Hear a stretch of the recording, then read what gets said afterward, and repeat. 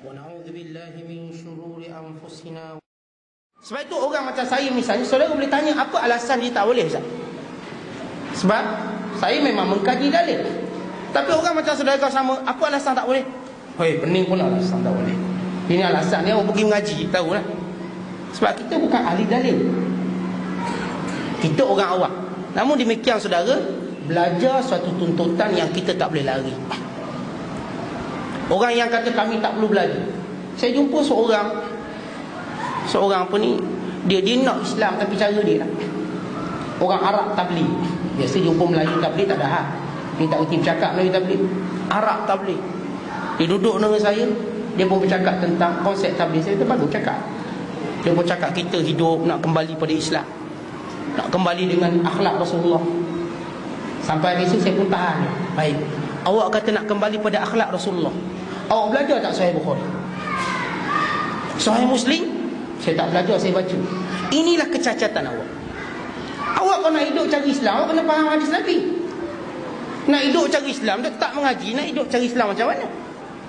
Kehidupan Rasulullah diterjemahkan hadis Bukhari, Muslim, Abu Daud, Tirmizi, Nasai. Barulah kita faham hidup cara Nabi. Ini kita katakan cita-cita besar tapi tak ada apa, kosong. Nak hidup cara Nabi macam mana?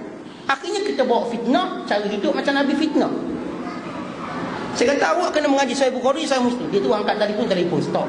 Habis itu terus jadi sibuk dia. Kalau setakat awak baca tak betul. Awak baca, awak faham cara awak. Awak mesti menumpang kefahaman pada ulama, kerana ulama itu waris Nabi. Tapi malang ada kalangan kita yang sibuk ibadat mengaji malas. Bukan yang paling teruk, mereka tidak menghormati ulama. Mereka hanya hormati orang yang keluar 40 hari lebih banyak daripada mereka. Mereka lupa kelebihan orang alim mengatasi orang beribadat. Mereka lupa kelebihan mempelajari kitab-kitab ulama-ulama yang mereka nampak hanya satu buku. Mereka tak faham ilmu hadis. Tiba-tiba mereka nak menjadi juara hadis. Tak faham bagaimana cara nak meneliti hadis. Sedangkan ulama-ulama ini tuan berilmu yang lengkap. Tiba-tiba mereka menjauhkan diri daripada ulama, buat kumpulan mereka sendiri. Mereka sesat dalam perkara yang mereka anggap mereka benar. Mereka rasa macam mereka betul, tapi hakikatnya mereka sesat dalam kebenaran yang mereka fikir mereka berada di dalamnya. Sebab asalnya apa, tak nak belajar. Itu sahabat-sahabat kita kalangan tabligh malas belajar, tak mau duduk mengaji. Nak suruh bincang diskusi hari payah. Dia kira pegang buku dia satu, buku tu je betul. Pada tok guru je yang mengarang buku tersebut. Orang alim yang hebat duk mengaji lebih 200 tu orang tok guru. Maulana Zakaria Al-Ansari, tok guru dia 200 orang hadis. Yang duk ngikut yang baca buku dia satu guru pun tak ada. Macam mana dia membentuk fahaman yang salah? Asalnya fahaman tu betul.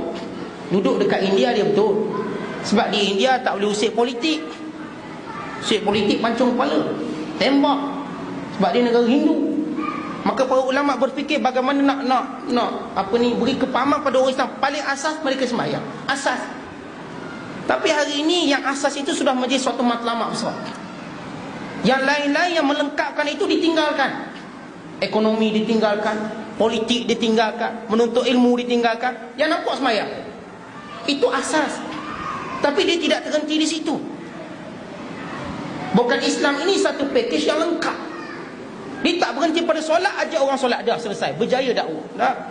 Dia sampai peringkat menegakkan negara, menyusung ketenteraan, berjihad, berperang sampai Islam ini menang ataupun kita syahid. Ini konsep Islam yang benar, yang betul. Bukan mewujudkan jaringan ekonomi, merupakan kewajipan umat Islam. Tiba-tiba ekonomi pun tak nak peduli, sistem lain tak nak peduli.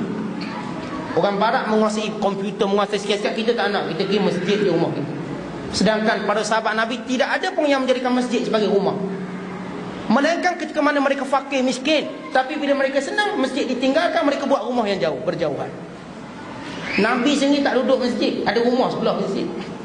Tapi mereka ini sehingga menjadikan masjid sebagai rumah, lalu mengotorkan dengan cara tanpa mereka sedari.